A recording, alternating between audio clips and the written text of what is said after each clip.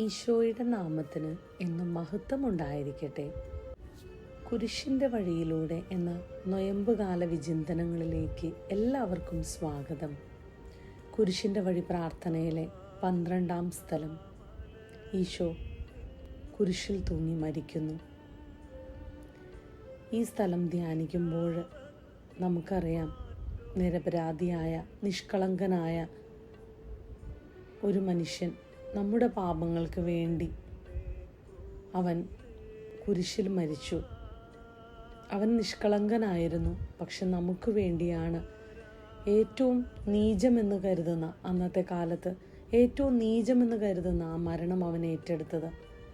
ഇന്നത്തെ ദിവസം അവൻ്റെ മരണത്തെ, അവൻ്റെ പീഡാസഹനത്തെ ധ്യാനിച്ചുകൊണ്ട് നമ്മളിൽ ആരെങ്കിലും അന്യായമായി ആവശ്യമില്ലാതെ കുറ്റം ആരോപിക്കുമ്പോൾ അതെല്ലാം അവനെപ്പോലെ നിശബ്ദനായി സഹിക്കാനായിട്ട് അവൻ്റെ കുരിശിലേക്ക് കാഴ്ചവെച്ചുകൊണ്ട് നമ്മളെ കുറ്റപ്പെടുത്തുന്നവരെ അവർക്ക് വേണ്ടി പ്രാർത്ഥിക്കാനായിട്ടുള്ള കൃപയ്ക്ക് വേണ്ടി ഇന്നത്തെ ദിവസം നമുക്ക് പ്രാർത്ഥിക്കാം.